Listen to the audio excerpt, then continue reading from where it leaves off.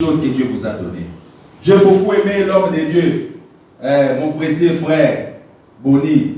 Il était malade, il ne pouvait pas soulever sa main. Mais il dit, papa, s'il faut mourir, je mourrai là à la chair. Je vais prêcher. Et il nous a prêché pendant des semaines, il est ici, malgré la douleur. Il dit, non, non, non, même si je vais tomber, que je tombe là, mais que Dieu me voit dans son travail. C'est ce qui est important. C'est ce que nous devons faire. La Bible dit, nous ne sommes pas de ceux qui tiennent la charrie pour regarder en arrière, non. Nous ne sommes pas de ceux qui se retirent pour se perdre. Car celui qui se retire se perd. Dans les choses de Dieu, quand tu dis, non, que je fais une marche en arrière, tu vas perdre. La protection se retirera de toi. Des sentiments autrefois qui t'avaient quitté, ça va retourner encore. Et ta vie sera compliquée. Dans les choses de Dieu, il faut pousser. Il faut pousser, pousser, pousser, pousser. Allez encore en avant. Il faut toujours travailler, ne te lâche, ne te fatigue pas. Travailler, continuer. Qu'importe de va et marrer. Poussez avec le Seigneur. Et vous serez efficace. Alléluia. C'est très important. C'était ça la vision que Dieu avait placée dans la vie de l'homme. Et quand est-ce qu'est venu le sommeil spirituel? Le sommeil spirituel est venu par la désobéissance. Dieu a dit, mangez tous les fruits des arbres de ces jardins.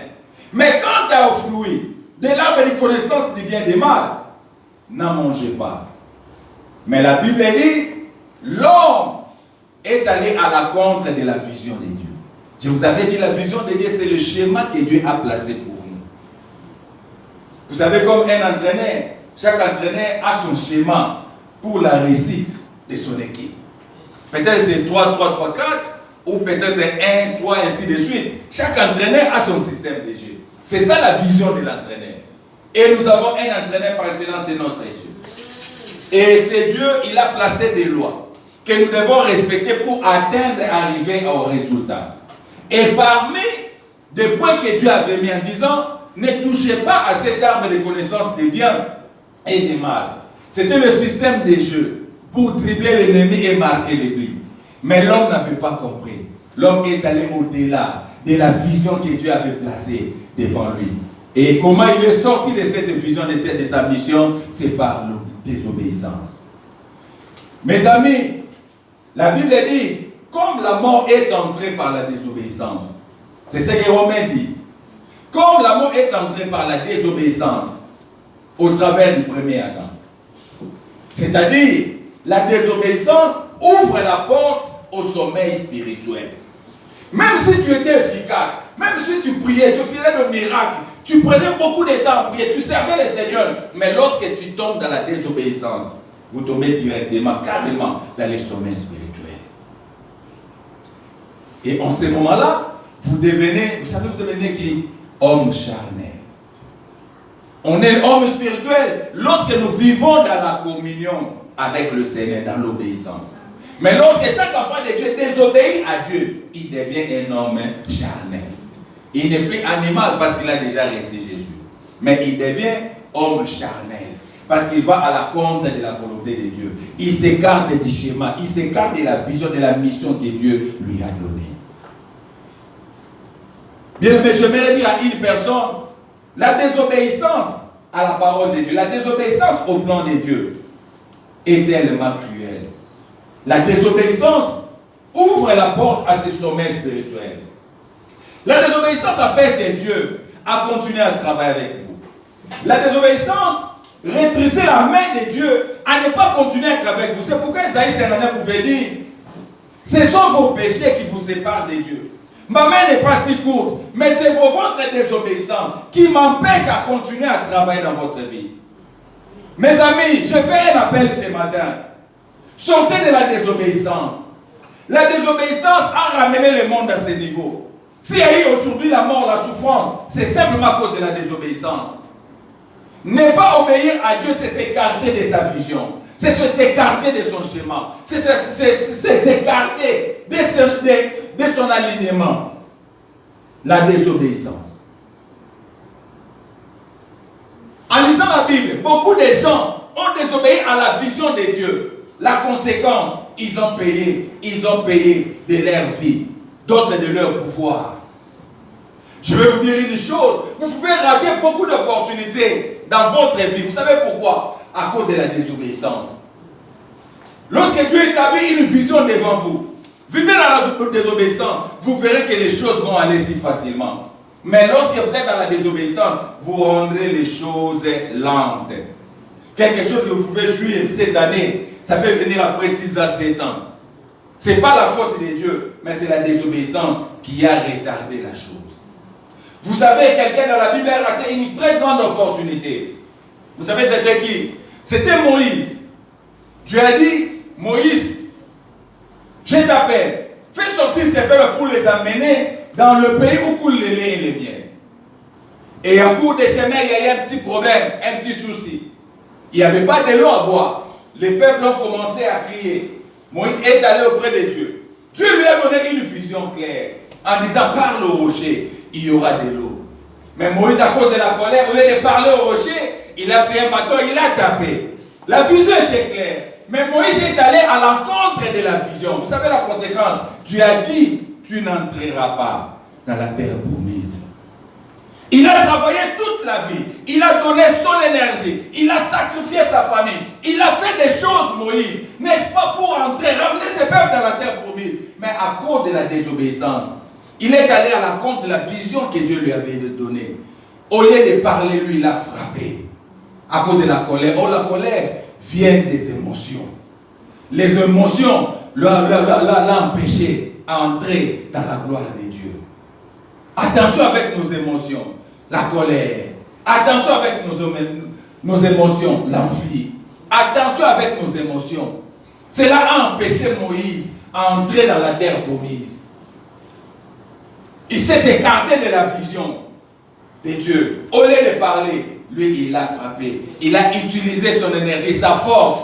Il y a des moments, n'utilisons pas la force, mais parlons simplement. Il y a des choses où je ne me magarerai pas, je n'utiliserai pas mon énergie physique. Mais Dieu me demande qu'à parler, à prier. Et la situation va changer. Amen. Pour les mariages, n'utilise pas ton énergie physique pour que quelqu'un me voie que je m'habille très mal, que je fasse ceci pour séduire. Non, ne le faites pas, mais parle à Dieu. Amen. Prie à Dieu. Les portes s'ouvriront. Est-ce que vous me comprenez? Les portes s'ouvriront. Moïse a utilisé l'énergie physique au lieu de parler. Et il était écarté. Il y a aussi quelqu'un dans la Bible qui a perdu quelque chose de très important. C'était le roi Saoul. Il avait une vision très claire. Aller tuer les Amalécites. Tuer, ne laisser rien. Rien qui bouge. Tuer tout le monde. Mais le roi Saoul est allé. Il a vu des animaux. Il a dit non, non, non, non. Ça c'est tellement bien, il faut écarter ça. Il a pris des veaux, il a mis à côté. Ils ont écarté des femmes. Or, dans la vision de Dieu était claire. Éliminer toute chose. Éliminer toute personne. Que rien n'est vu là-bas. Mais lui, à cause de ses sentiments, il a dit non, non, non. On va tuer seulement les hommes. Protégeons les femmes ainsi que certains bétails. Et le roi Saoul lui a dit, à cause de cette obéissance, l'Éternel vous a retiré ses royaumes pour les donner à ce jeune homme qu'on appelle David. Il a raté, il a perdu tout un royaume. Pourquoi? À cause de la désobéissance. Il est allé à la contre de la vision de Dieu. Acclamons la parole de Dieu.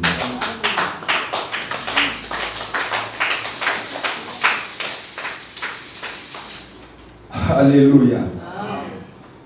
Et je vais encore aller très loin. Aujourd'hui, lorsqu'on s'écarte de la vision de Dieu, on peut commencer, on ouvre la porte à la souffrance. On ouvre la porte aux difficultés.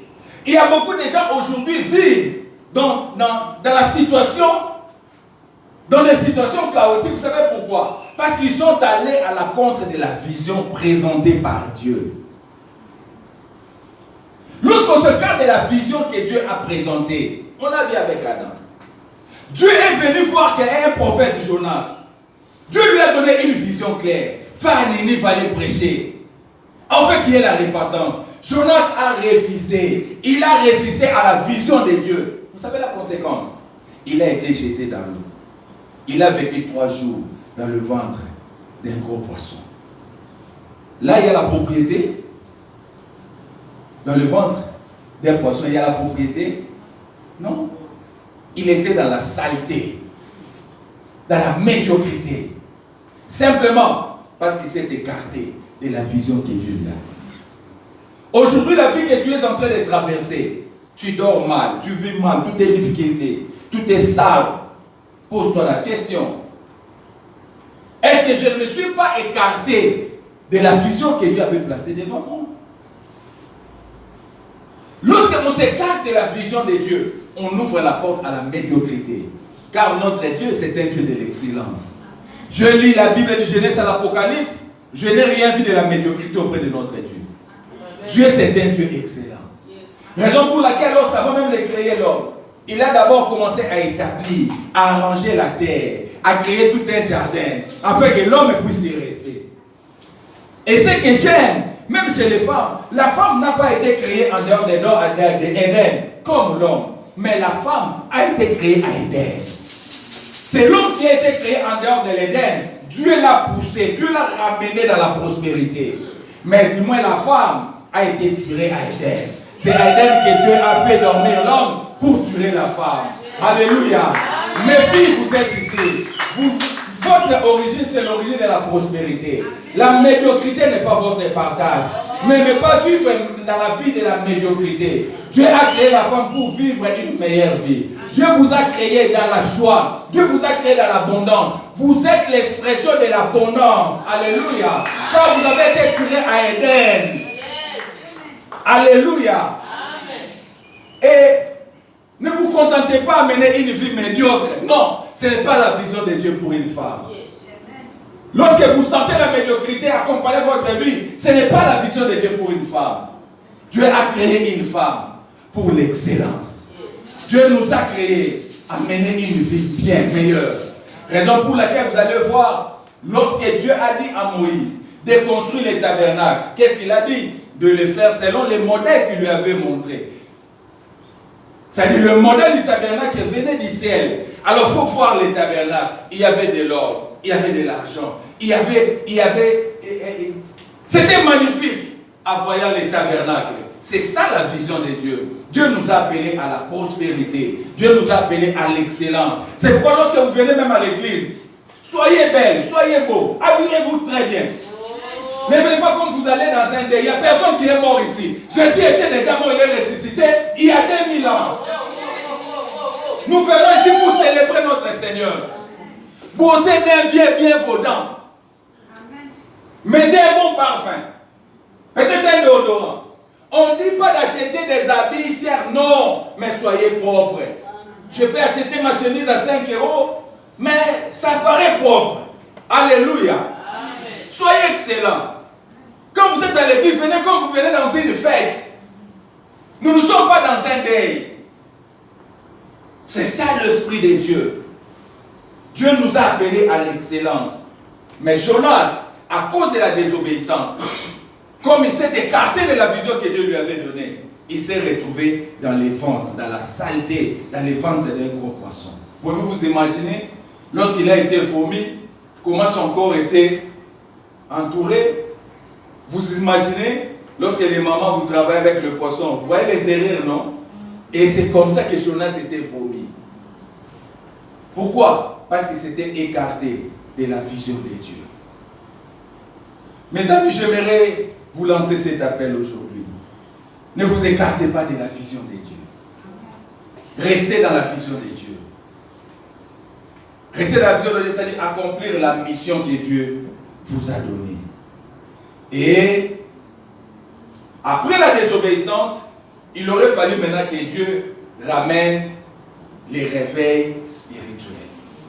Dieu a jugé bon d'envoyer Jésus pour que Jésus puisse nous aider à vivre le réveil spirituel. Une personne par la désobéissance a condamné des générations, des milliers de générations dans le sommeil spirituel. Et Dieu a jugé bon Dieu a envoyé Christ.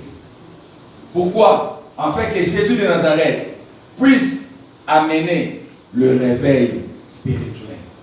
Et Jésus a amené le réveil spirituel par trois procédés. Premièrement, au travers de la grâce, pour nous démontrer que cela ne vient pas de nous, ça vient de lui. C'est par sa miséricorde. Alléluia. Nous sommes sauvés par la grâce et cela ne vient pas de nous. C'est un don de Dieu. Cela vient de lui.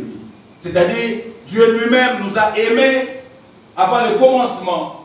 Et Dieu, écoutez-moi, je vais dire quelque chose. Souvent nous disons, Jésus-Christ a été tué, immolé il y a 2000 ans. Oui, je suis d'accord. Physiquement, nous pouvons le dire. Mais si je fonce encore dans les Écritures, Jésus a été déjà immolé avant les temps, depuis l'éternité. Alléluia. La Bible dit l'agneau de Dieu qui a été immolé avant la fondation du monde. C'est-à-dire avant qu'Adam n'intervienne. Dieu dans son conseil, dans sa réunion, avait déjà vu la chute de l'homme. Et Dieu avait déjà prévu un agneau. Et l'agneau a déjà été tué là, avant même que la terre existe. Mais ce qui s'est passé à la croix, c'était l'accomplissement de ce qui a déjà été arrêté. Amen. Oh, je bénis Dieu d'avoir pensé à nous avant que nous existions. Seigneur, que ton nom soit béni. Car personne ne peut le faire si ce n'est que toi. Tu connais nos vies, tu connais le futur. Mais tu as déjà prévu des voies qui vont nous aider. Je dis merci. Jésus a été déjà immolé avant la croix de Golgotha. C'était dans la provision. Vous savez, Dieu est éternel. Il vit dans l'éternité. Et Dieu a créé les temps pour l'homme. Lorsque Dieu est venu, il a restauré la terre. La Bible a commencé à parler des premiers, ainsi de suite. Ça, c'était les temps. Dieu a quitté l'éternité, il est entré dans les temps. La mort à la croix à Golgotha, c'est ce qui s'est fait dans les temps. Mais l'agneau qui a été immolé avant la fondation du monde, c'est ce qui a été fait dans l'éternité. Nous bénissons Dieu pour ça. Alléluia. Et Jésus, pour amener le réveil spirituel, il a fait par trois procédés. D'abord par la grâce. Car l'homme était incapable de se sauver lui-même. Et par son amour, il nous a sauvés. Par la grâce. Que je ne dise pas moi je suis plus meilleur que vous, non. Parce que je suis sauvé par la grâce. Que moi je suis meilleur que toi, non. Nous sommes tous sauvés par la grâce. C'est un don que Dieu nous a donné. Raison pour laquelle, dans la vie chrétienne, nous nous aimons beaucoup. Parce que nous sommes sauvés par la grâce de Dieu. Afin que personne ne puisse frapper la poitrine en disant moi je crains Dieu, moi je suis plus spécial que l'autre. Non, c'est par la grâce. Je prêche par la grâce. Tu es là assis par la grâce. Nous servons par la grâce. Nous chantons par la grâce. Nous sommes ici par la grâce. Notre vie est par la grâce. Que quelqu'un dise moi je suis meilleur, moi j'ai pris beaucoup. Non, tout est par la grâce de Dieu. Nous sommes sauvés par la grâce de Dieu. Moi je ne bois plus l'alcool. Oui, tu ne bois plus l'alcool par la grâce de Dieu. Ce n'est pas un sujet de te frapper la poitrine. Moi je ne fais pas ça. Oui, tu le fais pas par la grâce de Dieu. Ce n'est pas un sujet de se frapper la poitrine. Tout ce que nous avons, tout ce que nous sommes, c'est le fruit de la grâce de Dieu. Cela ne vient pas de nous, c'est un don qui nous a fait.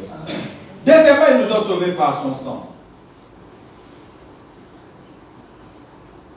La Bible dit nous sommes sauvés par le sang de Jésus. Alléluia. Il nous a rachetés par son sang. La rédemption s'est faite par le sang. Il a versé le sang. Il a donné sa vie afin de gagner une vie. Nous sommes sauvés, non pas parce que quelqu'un d'autre avait versé le sang, mais nous sommes sauvés à cause du sang de Jésus. La Bible dit dans le livre d'Hébreux chapitre 9, par le sang, il a inauguré une nouvelle route auprès de Dieu. Nous avons l'accès auprès du Père au moyen du sang de Jésus. C'est que le livre d'Hébreux dit. C'est-à-dire celui qui a été chassé du royaume, il peut retrouver le royaume au travers du sang qui a été versé. D'abord, le sang nous a sanctifiés de tout péché. La Bible dit, nous sommes purifiés de tout péché par le sang de Jésus. Deuxièmement, le sang a ouvert la porte afin que nous puissions rentrer auprès de Dieu. C'est pourquoi ce jour-là à la croix, lorsqu'il versait le sang, la Bible dit les rideaux du temple s'est fondé à deux. C'est-à-dire là où seul le souverain sacrificateur avait l'accès à entrer, maintenant moi et toi, au travers des sangs, nous pouvons entrer dans la présence de Dieu, parler avec Dieu, converser avec Dieu, recevoir des choses avec Dieu, recevoir la vie éternelle au travers du sang de l'agneau. Et je vais encore plus loin, troisièmement, par la foi. Toute cette action, la grâce, le sang, pour le recevoir, la main qui le reçoit, la main qui l'attire pour que nous puissions en approprier, c'est par la foi. Nous sommes sauvés par la foi. C'est-à-dire c'est la foi qui capte la grâce. C'est la foi qui saisit l'œuvre du sang de Jésus dans notre vie. Ces choses-là sont là d'une manière permanente, mais c'est ta foi. Si tu crois, c'est alors que ces choses-là vont s'opérer dans votre vie. Et Jésus a mis à notre disposition ces trois éléments, n'est-ce pas, afin que nous soyons sauvés. Et lorsque nous sommes sauvés, là maintenant nous parlons de la naissance spirituelle, c'est-à-dire la nouvelle naissance. Un jour, Nicodème, Jean chapitre 3, il est allé voir Jésus. Qu'est-ce que je peux faire pour hériter le royaume de Dieu? C'est-à-dire, qu'est-ce que je peux faire pour me réveiller? Je suis endormi. Nous sommes tous endormis par Adam. Mais qu'est-ce que je peux faire pour vivre ce réveil spirituel? Jésus a dit, il faut que vous naissiez de nouveau. Il a posé la question, mais je suis déjà vieux. Comment je peux encore rentrer dans le ventre de ma mère? Et la Bible dit, si tu crois dans ton cœur et tu confesses de ta bouche Jésus est Seigneur, tu seras sauvé. C'est ça la nouvelle naissance. Recevoir Jésus-Christ comme Seigneur et Sauveur dans ta vie. C'est là que tu es né en Dieu et que tu deviens enfant de Dieu. Alors lorsque tu deviens enfant de Dieu, il y a une vision que le Seigneur a placée devant nous. Lisons rapidement. Romains chapitre 8,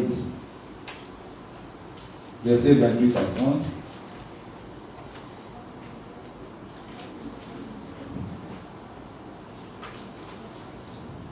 Romains chapitre 8, versets 28 à 30.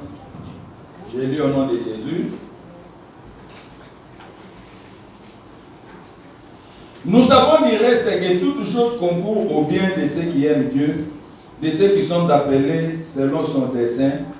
Car ceux qu'il a connus d'avance, il les a aussi prédestinés à être semblables à l'image de son Fils, afin que son Fils, puis le premier-né, entre plusieurs frères, et que ceux qu'il a prédestinés, il les a aussi appelés, et ceux qu'il a appelés, il les a aussi justifiés, et ceux qu'il a justifiés, il les a aussi glorifiés. Alléluia. Je répète encore, nous savons du reste que toutes choses concourent au bien de ceux qui aiment Dieu, de ceux qui sont appelés selon son dessein, car ceux qu'il a connus d'avance, il les a aussi prédestinés à être semblables à l'image de son Fils. C'est ça la mission que Dieu nous a donnée sur terre, à être semblables à l'image de son Fils. À être semblable à l'image de son Fils. C'est-à-dire, oh, Dieu soit béni. La pensée de Dieu, Dieu voulait établir son gouvernement sur terre. Dieu voulait gouverner sur terre. Parce qu'avec le premier Adam, la Bible dit, créons l'homme selon notre image, selon notre ressemblance, afin qu'il domine sur terre. Et lorsque Jésus vient, on dit que Dieu, alléluia, qu'est-ce que ce verset dit? Un verset magnifique. La Bible dit, car ce qu'il a connu d'avance, il les a aussi prédestinés à être semblables à l'image de son Fils. Même lorsque Jésus est venu, il est venu afin de faire de nous à son image. De la même manière, le premier Adam avait l'image de Dieu, le second Adam aussi veut faire de nous à son image, afin que nous soyons comme lui, afin que nous puissions gouverner comme lui. Lorsqu'une personne te voit, il voit directement Jésus-Christ. Amen. C'est ça notre mission sur terre. d'avoir son image, de ressembler à Jésus. Le monde n'a plus besoin d'appeler Jésus vient, non.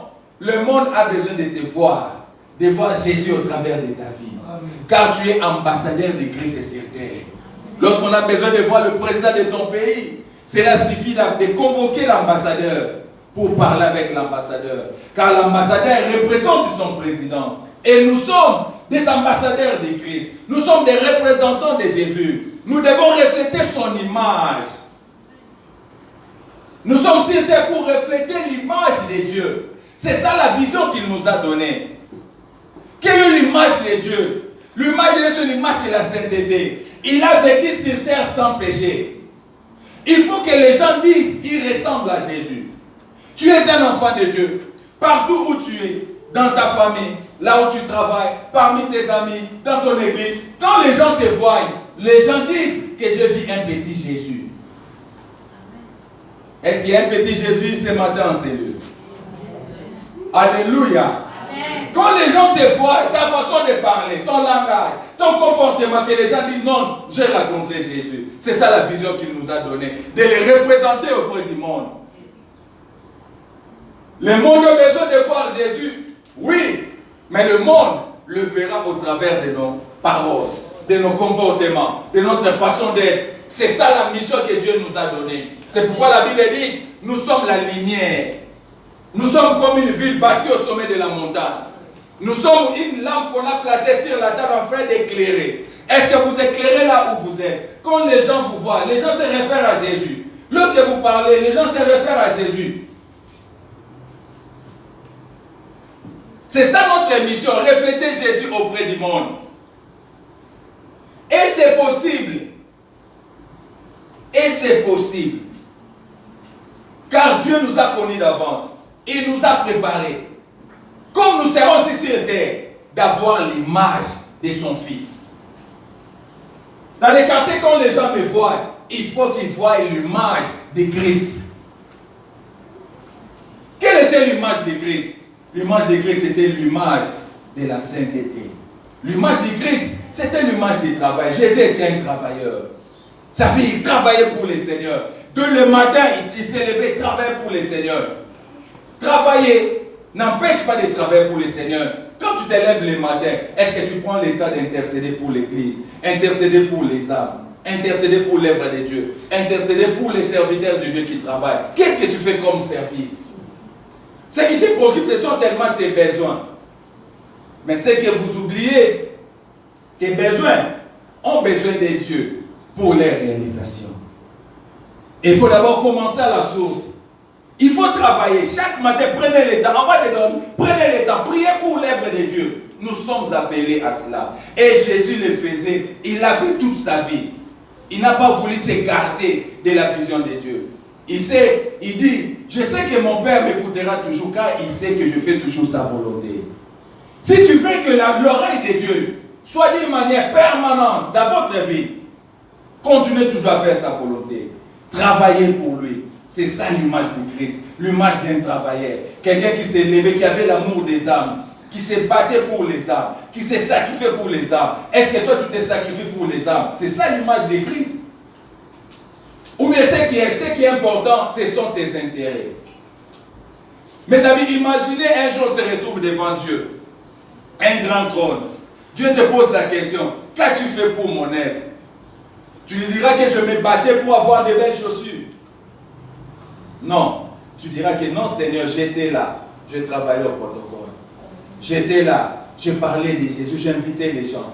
J'étais là, tout ce que j'avais comme l'argent, j'investissais dans l'œuvre. Nous serons jugés en fonction de ça. Amen. Amen. Amen. Amen. C'est pourquoi chaque enfant de Dieu ne travaille pas seulement pour toi. Non. Cherchez aussi à nourrir l'esprit. Cherchez à marquer des points auprès de Dieu. Travaillons aussi pour le Seigneur. Car nous devons refléter cette image de Christ. C'est ça la vision qu'il nous a donnée. De travailler pour lui. C'est pourquoi il a dit, allez partout dans le monde. Prêchez les bonnes, faites de toutes les nations mes disciples. C'est ça l'esprit du travail. C'est ça l'image de Christ. Jésus n'était pas paresseux. Il n'était pas un fainéant dans l'œuvre de Dieu. C'est quelqu'un qui travaillait. C'est quelqu'un qui cherchait quelque chose à faire. Je m'imagine qu'il avait encore 12 ans. Mais il voulait toujours travailler pour le Seigneur. Il y avait une discussion dans les temples. Il voulait toujours apporter. Jésus s'est levé. Pendant qu'il avait 12 ans, il a partagé la parole de Dieu aux vieux. Il voulait toujours être actif. Travaillons pour le Seigneur.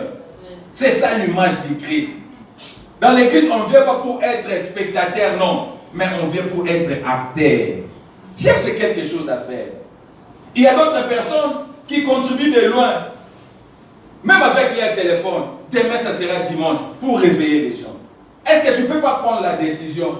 Ok, la semaine qui viendra, le dimanche prochain, j'amènerai une personne. C'est aussi une façon de travailler pour le Seigneur. Car chacun de nous est ici parce que l'un l'avait ramené ici. Une personne l'avait invité. Mais est-ce que toi aussi tu ne peux pas le faire? Inviter aussi une autre personne d'être là? C'est ça l'image du Christ. L'image de Jésus-Christ de Nazareth. Dieu voulait établir son royaume ici sur terre. Au travers de ta personne. Son règne. C'est pourquoi Jésus, lorsqu'il a fait la prière, il dit, notre Père qui es aux cieux, Matthieu chapitre 6, notre Père qui es aux cieux, que ton règne vienne, que ta volonté soit faite sur la terre comme au ciel. Dans notre prière, nous devons réclamer que le règne de Dieu, que le gouvernement de Dieu descende sur terre. Pourquoi? Afin que nous puissions accomplir la volonté qui a été arrêtée au ciel sur la terre. Autrement dit, pour refléter Dieu sur terre, refléter son image, refléter sa pensée sur terre. Mes amis, quand les gens te voient, les gens doivent voir Jésus en toi. Dieu veut régner par toi. Je dis à une personne ce matin, Dieu veut régner par toi. Dieu veut régner par toi. Dans ta famille, il faut que les gens sachent que Dieu veut régner par toi. C'est-à-dire, si les gens veulent voir la règne de Dieu, l'autorité, le pouvoir de Dieu, les gens le verront au travers de ta personne. Si les gens veulent voir Dieu agir, les gens verront au travers de ta personne. Si les gens veulent toucher, vivre la main de Dieu, les gens les verront au travers de ta personne. Bien-aimé, tu es Jésus. Tu es un petit Jésus dans ta famille. Tu es un petit Jésus dans cette vie. Tu es un petit Jésus dans ce pays. Si les gens veulent expérimenter la puissance de Dieu, ils passeront par toi. C'est pourquoi la Bible dit, voici je vous ai donné l'autorité. Voici je vous ai donné le pouvoir de marcher sur les serpents. Si vous imposez le nom malade, les gens seront guéris. Jésus ne viendra plus, mais il se servira de toi afin que son gouvernement, afin que son règne s'établisse sur terre. Si les gens veulent le voir, ils te verront d'abord.